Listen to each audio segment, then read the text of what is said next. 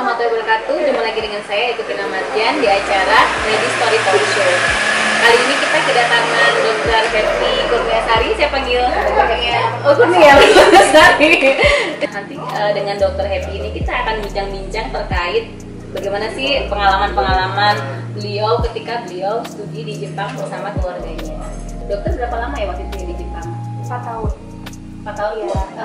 S1, S2? Enggak, jadi kalau dulu awalnya itu kan lulus dokter, nah mau teruskan S2 atau master. Nah kemudian waktu aplikasi dari CNC-nya di sana, profesor sana itu menyarankan aku tuh langsung S3, jadi nggak perlu S2. Oh, oke. Jadi kayak dilihat itu dari universitasnya mana, itu terus itu dari operasinya dan lain sebagainya. Berapa lama aku sekolah, hitung dari SD sampai nah itu dia bilang aku bisa menjadi PhD candidate. Oh, oke. Aku udah belajar itu, terus akhirnya udah aku bisa jadi PhD sana.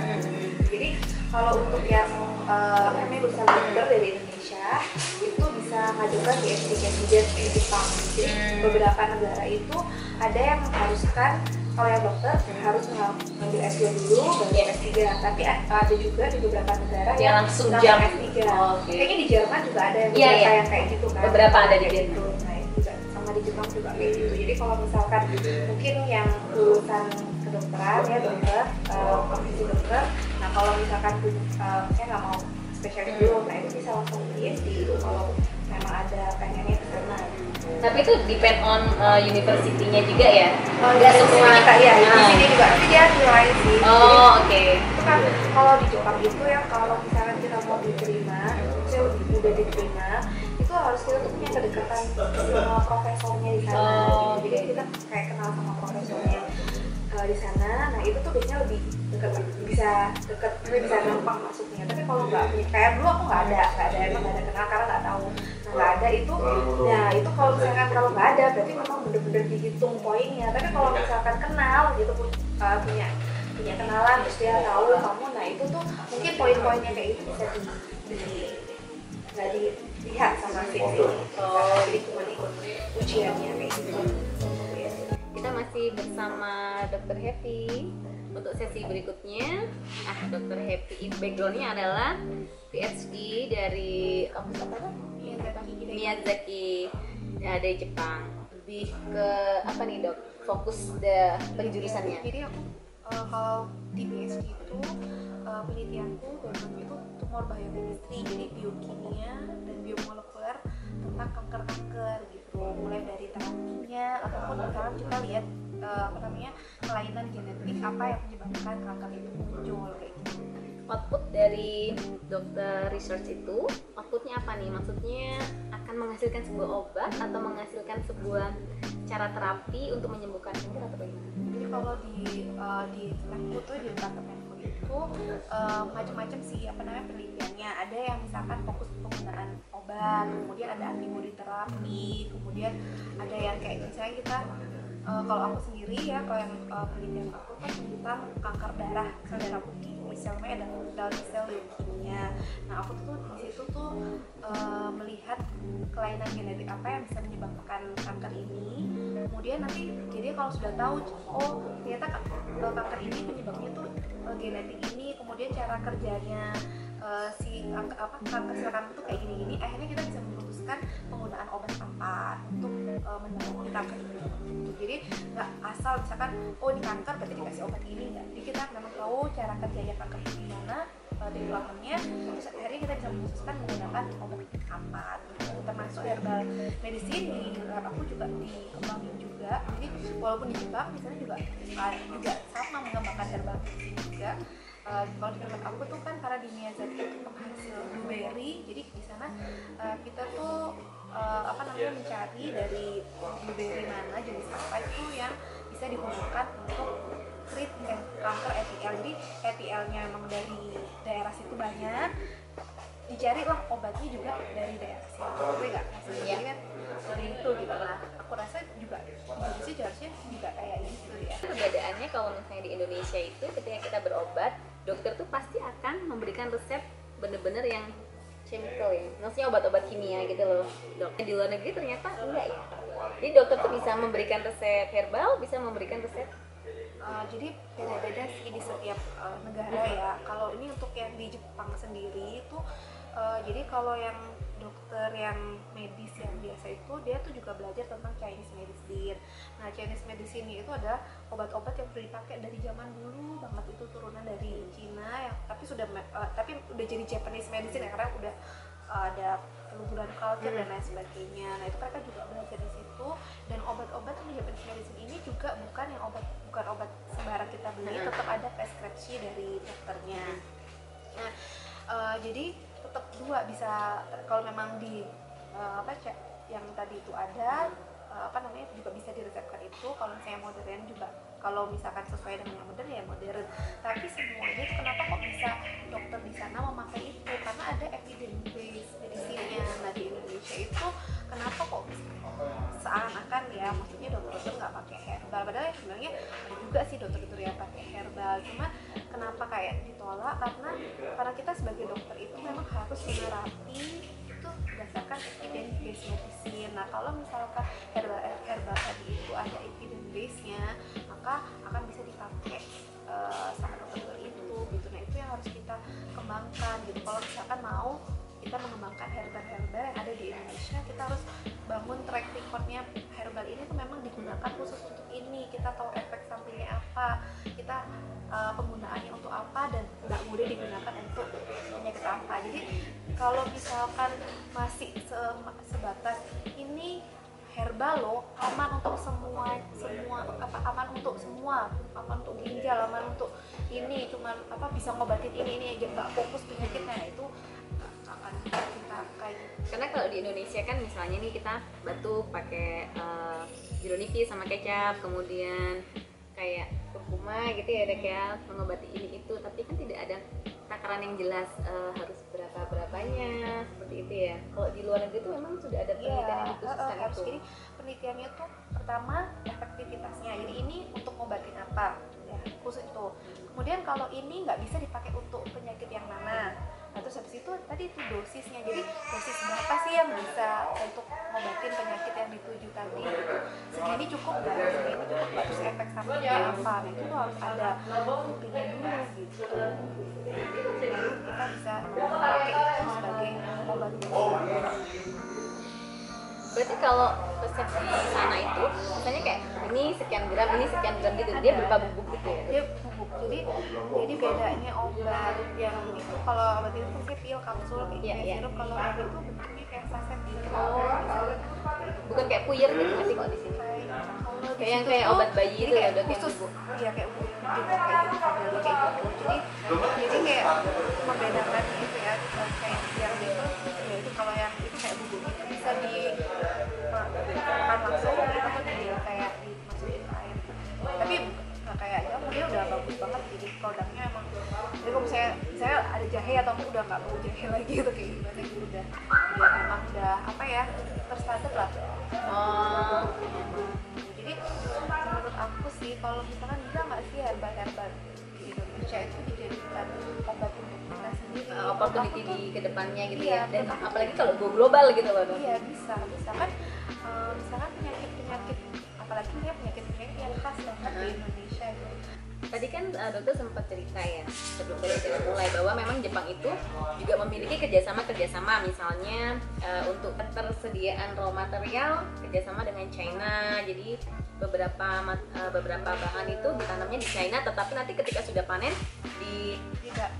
dibawa ke Jepang untuk didevelop sebagai obat yang memang terstandar dan didistribusikan untuk masyarakat Jepang khusus gitu.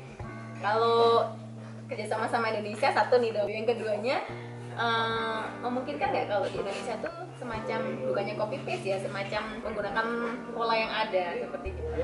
Kalau menurut aku tuh ya bisa aja, misalnya kita kayak seperti itu. Jadi gini, kalau misalnya obat di Jepang itu yang diproduksi sama perusahaan tadi itu, nah itu tuh mereka tuh memproduksi ramuan-ramuan yang udah dari tahun zaman dulu banget ya, terus dia cari khasiatnya apa bisa digunakan untuk apa ya. Nah, Indonesia sebenarnya punya kayak gitu kan, kayak misalkan obat jamu-jamu yang itu ramuan-ramuan seperti itu, nggak usah copy paste kan, tapi belum tentu obat itu cocok dengan kita. Maksudnya skemanya, Oh, skema skemanya, kerjasama iya. dengan petani, Iya. skema kerjasama nanti petaninya setor ke government, kemudian itu government. harapannya ya, Harapannya ya. Jadi sebenarnya gimana sih caranya menggabungkan semua ya, dari hulu hilir, dari akademisi, researcher, terus habis itu produsen obatnya, kemudian suppliernya yaitu petaninya tadi itu Komit gitu ya, komit supaya ini tuh tersedia terus. Apalagi kalau misalnya jadi obat, nggak bisa kan misalkan nih bulan ini karena nggak panen ini terus jadinya nggak ada obat itu gitu kan ya, nggak bisa kan. Jadi kalau memang udah jadi obat kita tuh harus tersedia, sustain itu semua. Nah itulah yang dijaga sama obat organik. Jadi dia karena tau kan Jepang itu nggak terlalu besar kan ya, tempat dia nggak punya tanah yang besar gitu, nggak kayak Indonesia gitu. Di kita tanahnya luas, jadi kan kita sebenarnya Selain bisa Cina ada nggak sih bisa itu mandiri. Iya, mereka kerja sama-sama kayak Myanmar, Vietnam, Kamboja itu dia untuk menanam. Misalkan kalau yang di Cina jahe merahnya atau apanya, kalau yang di ininya apa gitu. Nah kalau sebenarnya kita, kalau menurut saya Indonesia tuh harus mandiri gitu loh, punya itu sendiri gitu ya. Tapi itu tadi semua tuh harus tersedia dulu, bisa tadinya dilatih dan mau komit kalau misalnya itu dia menanam itu, kemudian standar yang dihasilkan itu kemudian bisa jadi suatu produk, dan kemudian researchernya juga membuktikan tadi bahan-bahan medis tadi secara ilmiah itu memang berefek, kemudian efek sampingnya, kemudian bagaimana cara pemanfaatannya, maksudnya dosisnya, terus lewat mana, apa oral, apa dioles, apa diinjeksi gitu. Jadi harus semuanya tuh kerjasama. Nah dari researcher atau dosen sendiri nggak mau bukan push ke petani atau apa tuh kan nggak susah ya. Kecuali kalau pemerintah itu bisa, kalau ada campur tangan pemerintah menggabungkan seluruh elemen tadi sehingga kita bisa develop obat mandiri yang dari Indonesia sendiri dan kita pakai sendiri untuk masyarakat. Gitu ya. Sekarang nah ini kayak karena Cina itu kan dia pede ya dengan obat-obat herbalnya ya, dia tuh memang develop, dan sekarang juga pemerintahnya juga masuk ke situ, gimana caranya mereka membuat herbal terstandar, kemudian dia juga keluar negeri dengan harganya yang mahal, yang wow gitu ya, mahal, karena mereka menjual, nggak hanya menjual saja, tapi mereka sudah ada menjual ini ada hasil penelitiannya. Nah, karena di Indonesia saya kurkuman, di Indonesia juga ada, tapi kenapa dokter itu memakai yang produk herbal terstandar gitu? Karena ada yang dari Cina, walaupun sama-sama kurkuma, tetapi yang di sini belum terstandar, yang sana sudah terstandar. Jadi mau nggak mau kita harus import dari China. Iya, gitu. Sebenarnya di sini pun juga ada. Nah, tapi kalau di sini bisa menghasilkan yang terstandar sama seperti itu, tapi pasti kita dari medis itu bisa mau pakai itu. Bisa memenuhi kebutuhan kita sendiri, bahkan kita bisa ekspor juga ya, untuk memenuhi kebutuhan mereka. Jadi bisa untuk kita sendiri dan untuk ekspor untuk. Ya, aku rasa sih melihat kalau misalkan pemerintah ya mau mandiri ya dalam bidang kesehatan, nah itu kita bisa mulai dari herbal medicine, dari ramuan-ramuan yang dulu sudah terbukti itu menyembuhkan orang-orang itu, tapi kan nggak ada evidence base-nya, evidence base yang paling penting ya kayaknya, Dok. Kita bisa bangun di situ setelah ada evidence base-nya, kemudian kita punya produk yang standar tadi, pemerintah juga merangkul petani. Kayak yang udah pernah travel itu pasti lihat kan, kalau ke kota apa tuh khasnya itu oleh-olehnya itu saya mangga, semuanya mangga gitu kan. Kalau di sana khasnya tuh buah apa gitu. Jadi memang diplot-plot sama pemerintah gitu. Beras juga gitu, beras yang daerah ini cuma menanam beras ini. Jadi kalau misalkan satu kena daerah kena imbas atau kena wabah atau apapun, yang daerah lain tuh masih bisa. Kalau di kita kan ketika ya Dok yang menanam apa, ketika si government Indonesia itu bisa mengorganize as well para petani itu, memungkinkan nggak sih?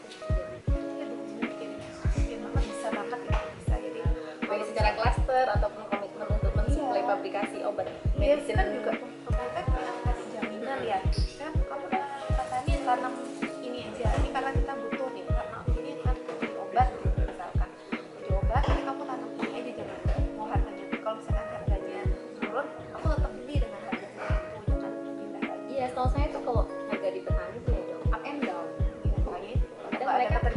lagi nggak untung mereka nggak mau nanam. Dan herbal itu perbandingannya sama obat kimia ya.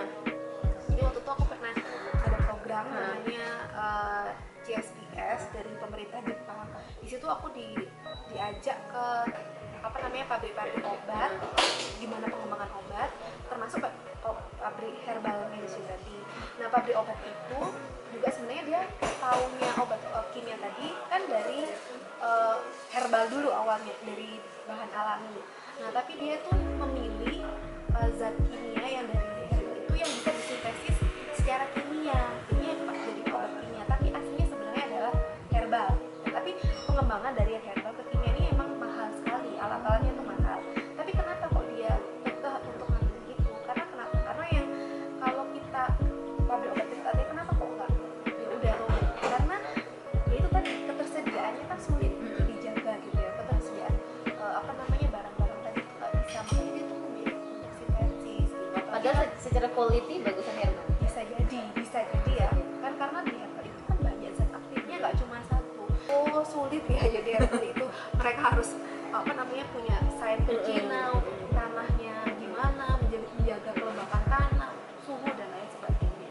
Sebenarnya kalau Indonesia kan musimnya cuma 2 ya, jadi bisa kan harusnya sih lebih mudah. Cuman kan memang secara tanah misalnya ditanam di Jawa sama ditanam di Sulawesi itu kan berbeda.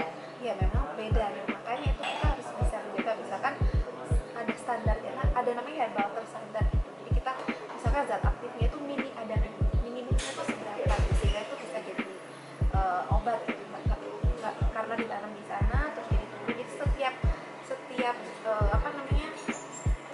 raw materialnya tuh kalau ada kan nanti ada standar. Iya, ada kualitasnya, ada kapasitasnya sedikit. Tadi kan kita ngobrol nih betapa pentingnya sih data science itu ya. Data science itu diuji, kemudian diimplementasikan. Iya, maksudnya dari yang misalnya dari universitas terus bisa akademisi sama dengan ke para pelaku ekonomi itu, karena menurut saya science itu penting sih menurut saya nih ya.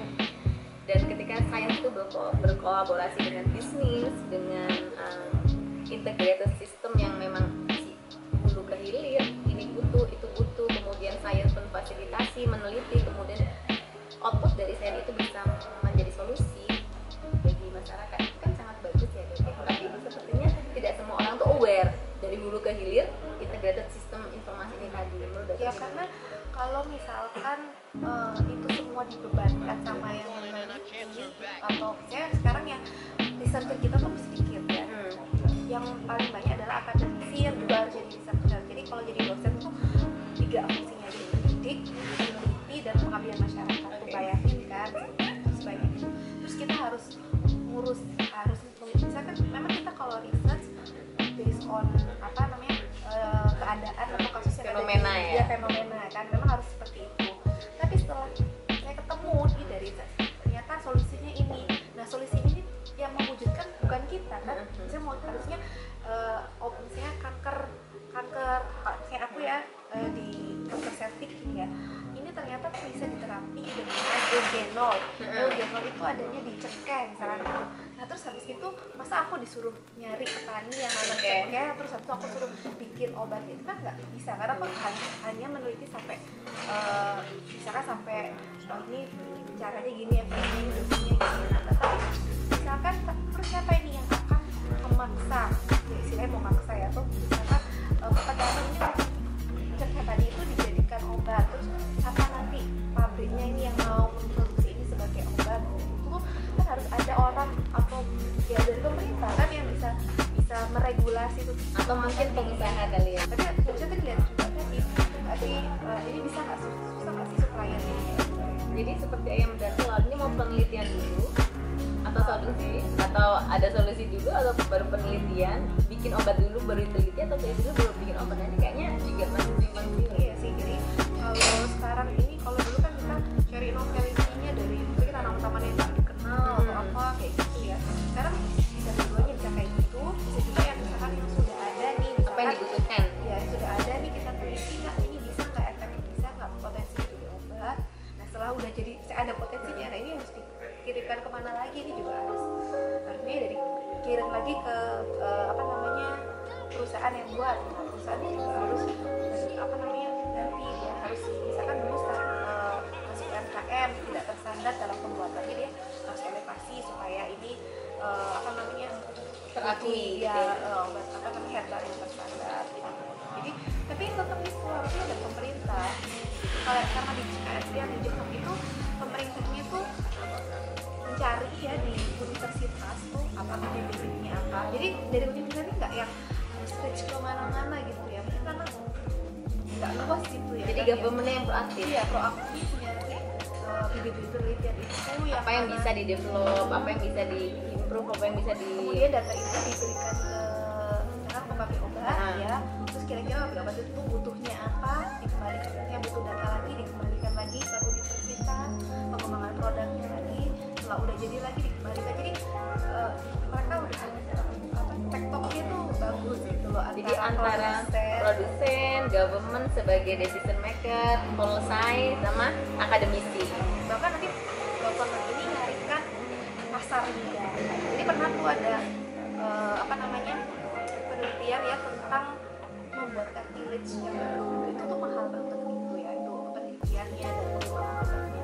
Secara orang yang produsen ya pasti kan beli, siapa yang mau beli gitu kan, tapi penelitiannya bagus tapi siapa yang mau beli. Nah, pemerintah tuh bisa carikan ini ada yang bagus itu, misalkan pemain-pemain basket di luar negeri yang duitnya banyak karena cartilage yang rusak, karena ini yang nanti bakalan yang ini. Jadi udah kamu gak usah mikir itu, kembangin aja penelitianmu, kita yang produksi, kita yang pasar. Jadi peran aktif government sangat penting ya dok ya.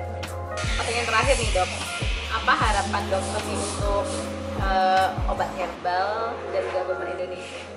Jadi kalau obat herbal ya, kalau di Indonesia di pendidikan ya itu memang sudah banyak diteliti. Ya penelitiannya cuma sebatas jadi jurnal secara publikasi gitu. Ya.